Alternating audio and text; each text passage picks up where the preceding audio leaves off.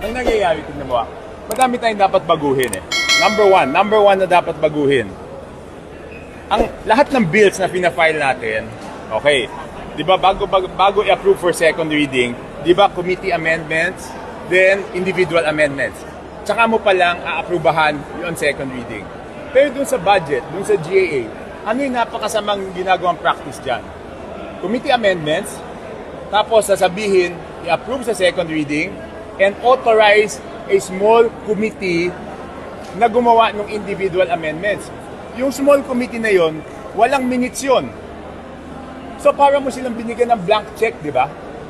Eh bakit yung pinakamahalagang batas pa na ginagawa natin, hindi natin sinusunod yung proseso?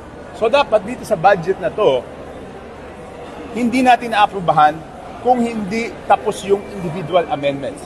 Huwag natin aprubahan on second reading kung hindi tapos yung individual amendments at wala ng small committee. So ibig sabihin, kung ano yung inaprubahan on second reading, yan yung final version. So wala ng insertion doon. Di ba kasi transparent eh. Lahat isa-isa mong sasabihin yung iyong individual amendment. Tapos sasabihin ng chairman kung tatanggapin niya o hindi. Yun ang napakahalaga. Di ba doon nagkakaroon ng, alam naman natin, hindi tayo pinanganak kahapon, di ba? Ilang beses ko na rin-erase yan eh. Di ba bakit may small committee na ilang tao lang? Bakit hindi transparent dito i-propose ng bawat member yung amendment at tanggapin o hindi? Tapos pag in-approve natin ang second reading, wala nang pwedeng galawin doon. Kasi ang nangyayari in the past, aaprubahan yung second reading, tapos mababago pa kasi yung small committee lang ang magbabago. So hindi ko pwede yan. Mas malakas kaya yung impact din ng proposal nyo kung independent kayo or sumama kayo sa budget. I mean, what are the chances na mapakinggan siya? E titingnan natin. Pag hindi pumayag yung mayorya dyan, ibig sabihin may tinatago sila. Kasi bakit mo gusto ipasa sa small committee? Bakit ayaw mo bakit ayaw mo na dito pa lang pag-usapan? Okay, number one po yan. Number two, dapat wala ng post-enactment. Kasi ang pinagbawal doon sa PDAP is yung post-enactment ng budget. Ano yung ibig sabihin ng post-enactment? Okay, papasa natin yung AIX. Papasa natin yung TUPAD. Papasa natin yung AKAP. Ano nangyayari pagkatapos ng budget? Di ba susulat kami sa office, papasok kami sa portal ng Congress at doon kami hihingi ng pondo sa Office of the Speaker. So bakit kami humihingi ng pondo sa Office of the Speaker, nandun na yun sa budget? Dapat, pag napasok na yun sa department, wala nang intervention ang Kongreso doon.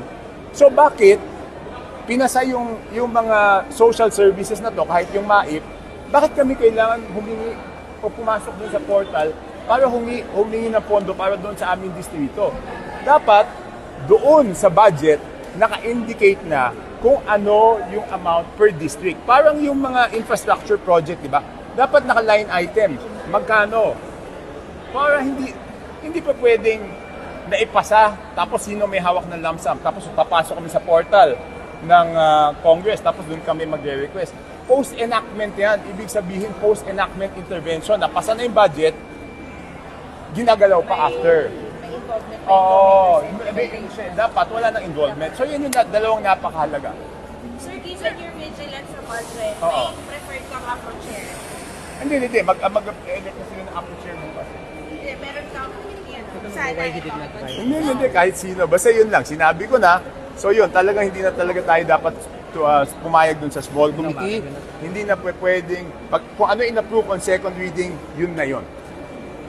Kung anong plano mo dyan, i-plenary mo ba or ipapasok mo siyang provision? Paano yung Hindi. Kaya nga, para... siguro na lahat naman sila manonood ng news, di ba? Di, malalaman na nila na yun yung ano. Kasi pag hindi ka pumayag, of course, formally i-propose ka yan. Pero pag hindi ka pumayag, ano tinatago nyo? Bakit nyo gusto ilagay sa small committee? Sinasabi ko ulit, lahat ng batas na pinapasa dito, bago mag-approval on second reading, committee amendments, individual amendments, tapos second reading. Ibig sabihin, pagkatapos ng second reading, wala nang babaguhin. Pero pag budget, committee amendments, approve mo muna on second reading, tapos bigyan mo ng authority yung small committee na baguhin pa ulit. So, sikreto yun, di ba? Hindi transparent. So, isa-isa kami magbigay ng individual amendments namin. Kung why did you not vie for the speakership? It's not up to me, di ba? It's not up to me. It's what my colleagues want. Kung ano yung gusto nila. Pero kung di ba nung nakaraan sinabi niyo na mayroong mga... Eh, sabi ko, syempre, yun na nga yung sinasabi ko bakit sila natatakot? Because of the post-enactment. Di ba, hawak ng Office of the Speaker yung MAIP, hawak yung AIX, hawak yung tupad. O kung di ka bumoto, pwede hindi i-release kasi nga, nagre-request kami doon eh. So, hindi pa pwede yan kasi yan na nga yung dineclare na unconstitutional. Ang sabi ng Korte Suprema, pag naipasa yung budget, wala nang intervention yung Congress. So, ibig sabihin, pag naipasa na yan, hindi na dapat ka humihingi doon. Kung hindi, doon ka sa department, hihingi. Bakit kami dito humihingi ng pondo? Di ba dapat sa department kami hihingi? Kasi doon nakalodge yung ano. Oo. Sir, naniniwala kayo maraming racket sa flood control projects. Ano masasabi? Hindi lang sa flood control projects, sa lahat sa mga projects. Pero syempre, yun yung nakita ni Presidente, di ba? Nung nag-iikot siya. Tsaka kami, nabotas kami, di ba? Syempre talagang I feel passionately about the flood control projects, di ba? Sir, ano ko lang, 7-7 scheme, totoo ba yun? Pinabanggit ko na Totoo. Di ba? Pag sumama ka sa Bagong Pilipinas Servicio Fair, totoo yun. ano nasabi? Alam ko eh. Nabigyan ako nung pumunta ako eh. O ngayon, kung sinong congressman ang makikipagtalo na hindi totoo, pakitaan tayo ng cellphone. Sabi ni Kong Joey dati hindi. O sige, sabihin mo, pumunta siya dito, pakitaan kami ng cellphone. May message yan na matatanggap mo eh. O. Ano yun, sir? Ano yung pondo na isa? Hindi, yan yung ano, di ba? Pag sumama ka sa bagong, ano ba yun? BPSF. BPSF. Pag sumama ka doon, meron kang 7 million AIC, 7 million MAIP, 7 million tupad yata. Ganun. O di ba post-enactment na naman yun, di ba? Yan yung tinatawag na pork barrel. Kasi pork barrel, nare-release kung kanino mo gusto, hindi based doon sa budget. O sinong congressman makikipagtalo sa akin na hindi totoo yan, pakitaan kami ng cellphone. Papakita ko, may message yan na i-release sa'yo. So, open din kayo, sir, dun sa hashtag OpenByCam? Open ako sa Open Bycam. Pero sabi ko nga, hindi lang naman doon nagsisingit sa Open Bycam. Ang mas importante is doon sa small committee. Small committee, ilang tao lang yun. Tsaka, di ba dapat, dito may minutes. Di ba? Lahat ng proposal mo, kung tinanggap o hindi.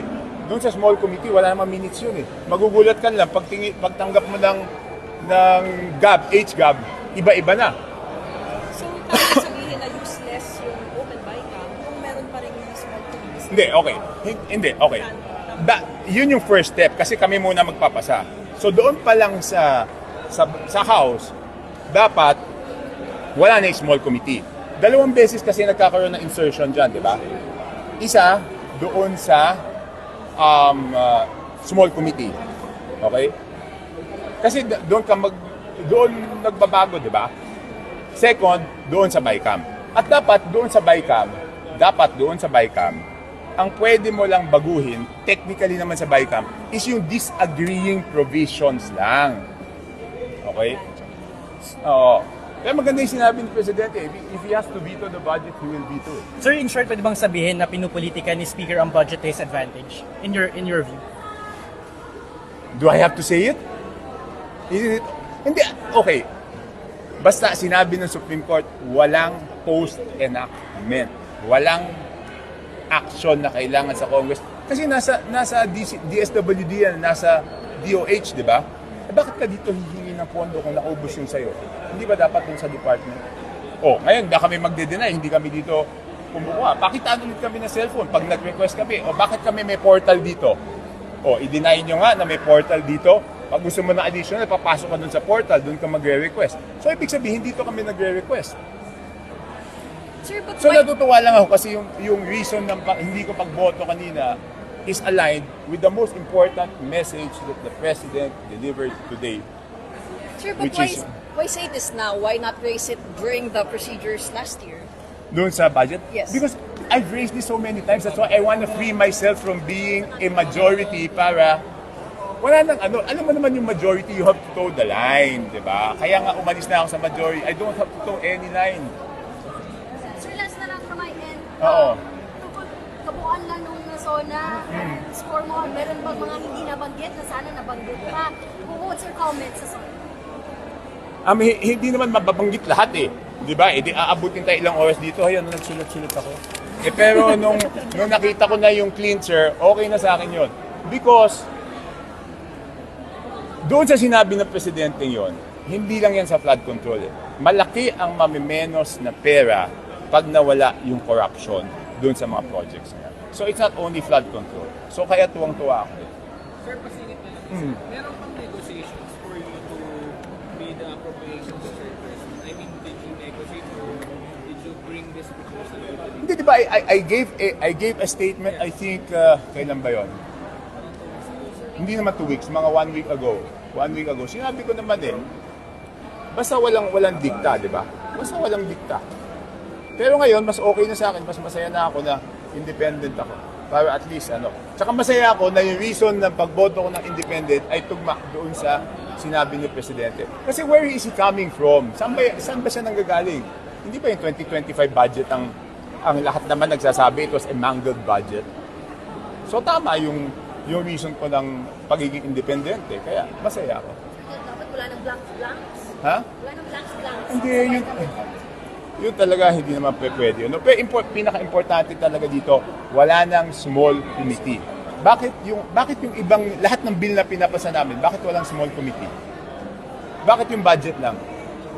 Di ba, ibig sabihin, aprubahan namin dito, tapos magugulat ka, pagbalik mo ng HGAB, iba na.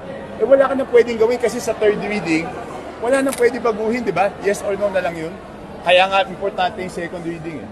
So pag hindi sila pumayag na tanggalin yung small committee, ibig sabihin may isisingit na naman na patago doon.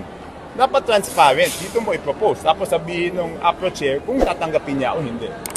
Sorry, magkakaroon ba ng independent block sa House? How, Kasi parang 6 na kayo. Parang si Kong Alvin, chinichir ka kanina Ha? naman eh. Ano? Tumawag si Kong Alvin kanina. Saan? Sabi namin bumaba. Eh, Nawala kanina na po. po. Pumapalakpak, sir. Kasi sa ngayon, 6 na kayo. Ah, ganun? Eh, tingnan muna natin. Are you willing- With the Duterte block. Alam mo, politics aside, let's put politics aside, di ba? We will, basta, independent, para at least, independente kami gawa ng stand namin. Hindi ko pa sila natatanong kung ano talaga ano. Siyempre, si Albi, nakakausap ko, pero wala pa namang definite stand on issues, di ba? Ano pinag-usapan niyo pala ko? Hindi, pareho kami hindi makasuporta doon sa leadership. Di ba, naglabas din siya ng statement.